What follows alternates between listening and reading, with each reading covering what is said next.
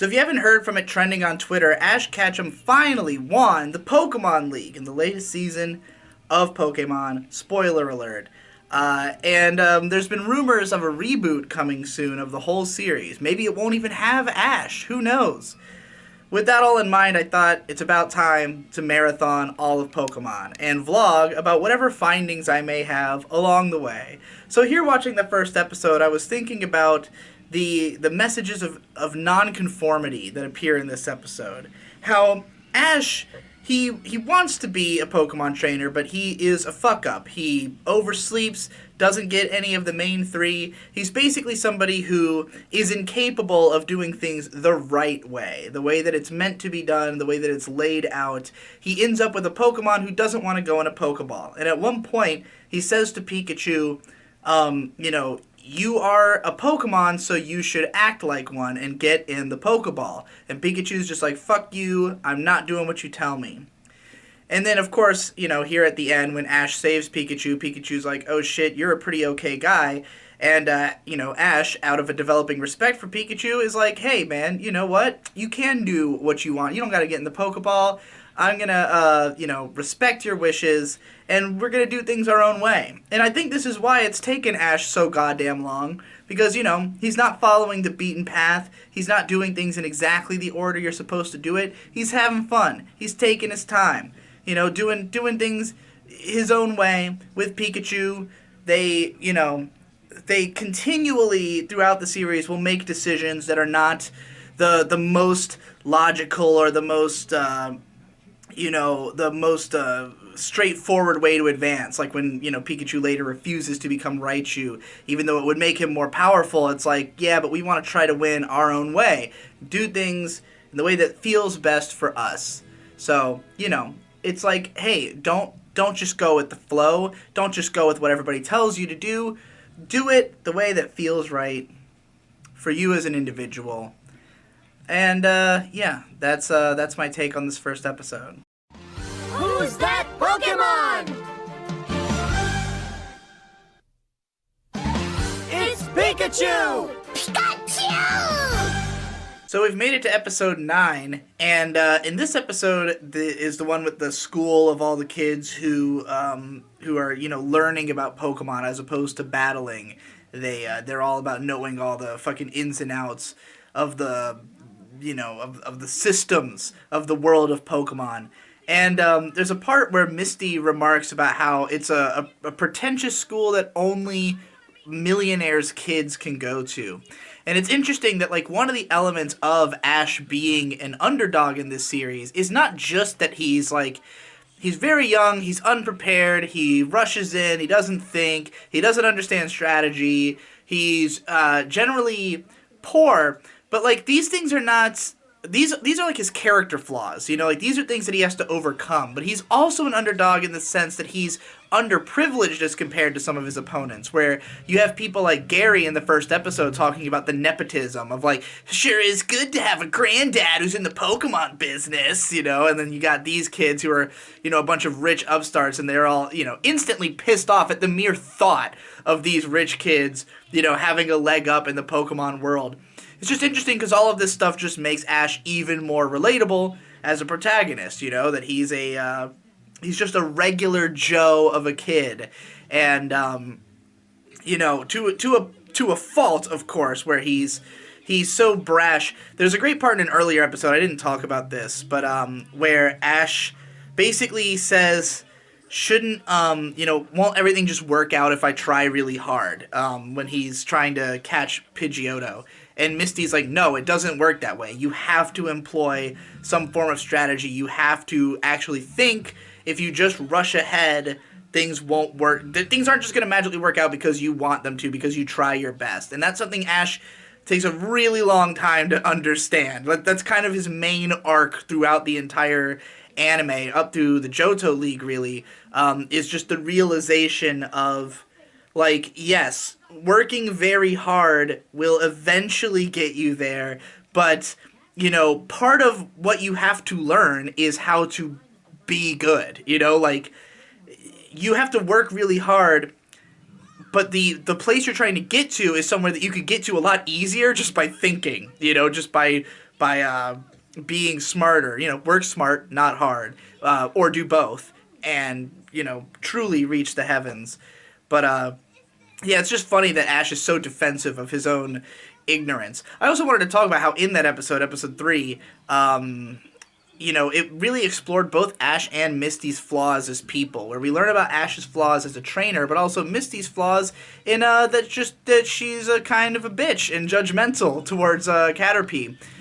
She's just constantly, talking about, oh, this stupid bug, it's disgusting, and just completely blowing it off, and Caterpie's feelings are all hurt, So they both had something to learn in that episode, and I hadn't really thought about it that way as a kid. I think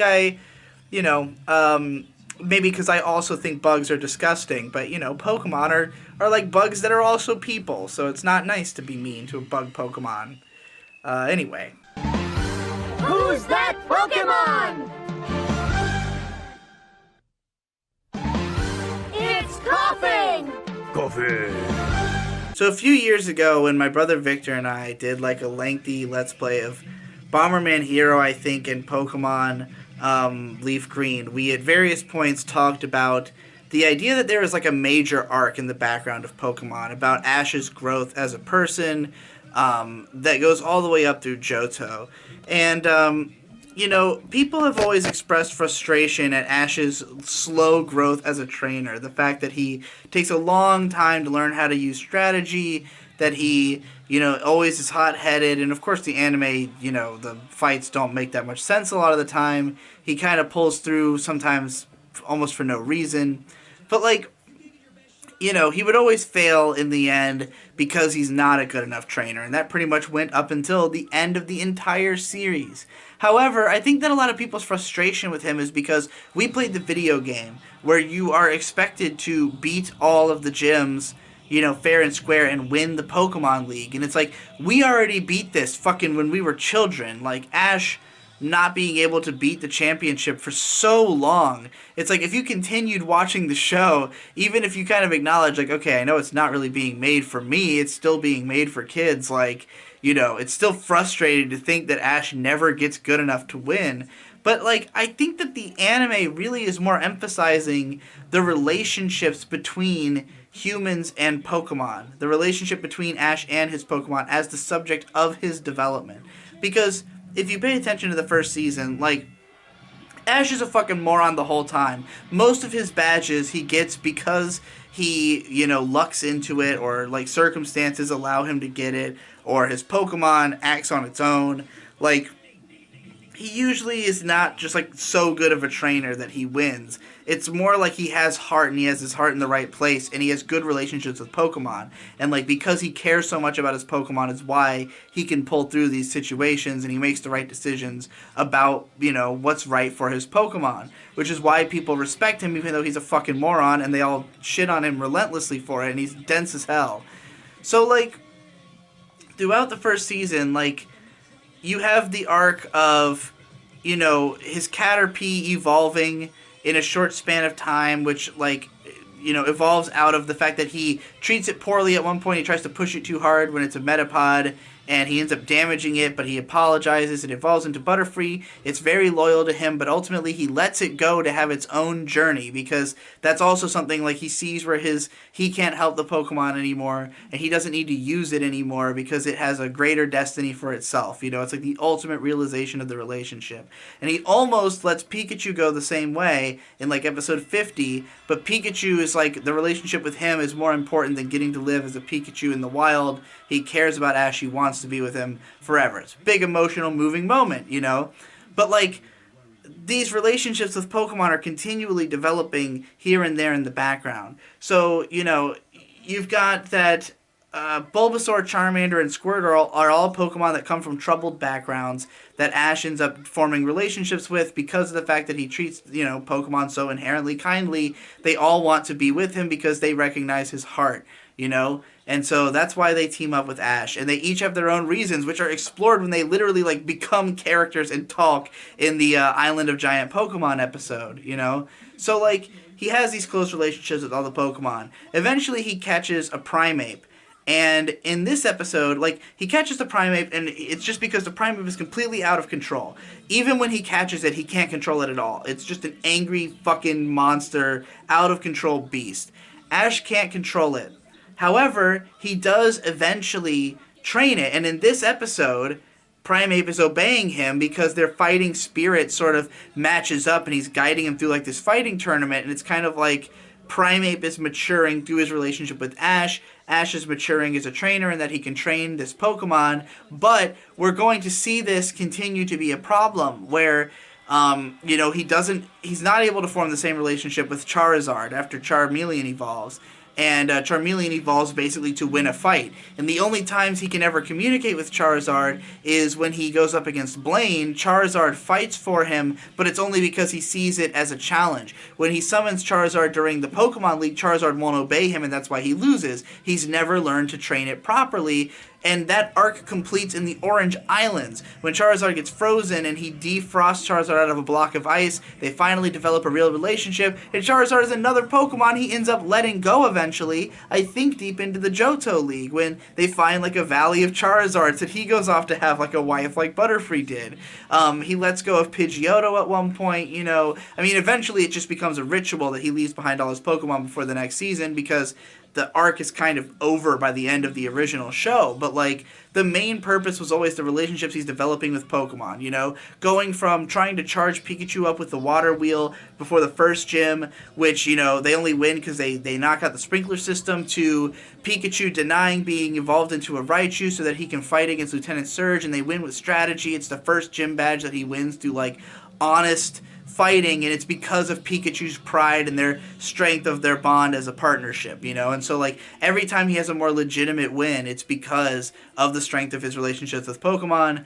And so like, yeah, that's clearly the emphasis is, can Ash come to understand Pokemon well enough to get, to make progress? It's not necessarily that he's the best trainer because he wins the championship. He's the best trainer because he has the best relationships with Pokemon. Though it takes him a long way to be able to understand Pokemon like Charizard that he has a really difficult relationship with. And then, the future seasons don't really have as much of strong theming, but you do get stuff like X, Y, and Z where he actually does become serious about being a trainer. And a lot of people love that season the most because of the fact that Ash actually was like really trying and seemed like he could win the Pokemon League. He gets second place. In the Alola region, he finally gets it, even though Alola, for the most part, is a very different kind of story. But, it's kind of like, hey, we've been waiting for that arc to end as well, so there you go. It wasn't as clean as the first arc, but, there are arcs in Pokemon, is the point I'm trying to make. Who's that Pokemon? It's Caterpie! Huh? So one of the interesting things about rewatching early Pokemon is the really persistent conservationist themes throughout all the episodes. And it's really never presented in like a moralizing kind of way where humans need to, see the error of their ways and correct it. I mean, that is kind of what it's calling for. However, it's not, humans having to answer to each other, but rather the retribution of nature, which causes people to need to reconsider, going forth with their human civilization. The Pokemon are capable of fighting back. They are strong enough, and there are enough of them that they can, halt human progress by force if necessary. As you see in this episode, where the humans are trying to build a dam, and the Diglett do not want them to build a dam there because it will ruin their habitat, and so they are just wrecking the dam. And, like, the guy's trying to hire exterminators to come in and rid them of these Diglett, but the Diglett are too powerful, And, like, the only organization that's really gone out of its way to sort of figure out how to bend a Pokemon to their will is Team Rocket. What makes Team Rocket evil is that they're constantly trying to, like, mind control and take over Pokemon and, find the most powerful Pokemon and use them to nefarious ends. All the other teams throughout the games, are usually trying to harness the power of some ultimate Pokemon to reshape the world in their image, however eclectic that image might, get in some of the games, like Team Plasma, But nonetheless, in the anime, consistently in all these minor cases where humans are trying to overthrow nature. There was previously the Tentacool and Tentacruel episode where a woman who's trying to open a resort is being stopped by the Tentacruel, who easily overpower humanity and are ready to just completely lay waste to human civilization if it weren't for the fact that they promised not to, fuck up their habitat any worse than it already was. Because Misty pleads and soothes the soul of the mighty beast, I guess, with her promise of peace. So you've got stuff like that. You've got just lots and lots of imagery of human progress, reaching certain points and then having to halt. And, granted, there are successful cities in the Pokemon world. They're usually centered around, they're very futuristic a lot of the time, or the gym leaders are, these very morally upheld people who kind of lead the community in some sense. There's a strong culture in these cities. You feel like they're good places. And where Pokemon and people are able to live together. You watch the Pikachu and Pichu short or something, and you get the sense that even in the streets of the big city, the Pokemon have a place for themselves, where they can be happy and have fun. So it's and in a lot of the movies, they might come to some futuristic city that's like a Pokemon human, utopia or something like that. But anytime there's a city gone wrong, that happens a lot more in these early seasons where we're not always seeing, utopian visions. We're often seeing grimy, terrible locations where human and nature are at war.